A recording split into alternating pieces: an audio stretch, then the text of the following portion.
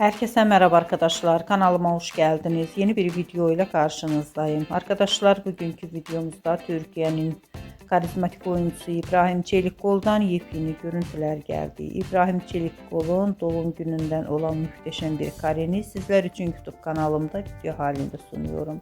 Umarım beğenirsiniz. Arkadaşlar videomu beğendiyseniz kanalımı izlemeyi ve bildirim butonuna basmayı unutmayın. Şimdilik benden bu kadar olsun. Yeni videomuzda görüşmek üzere. Hoşça kalın.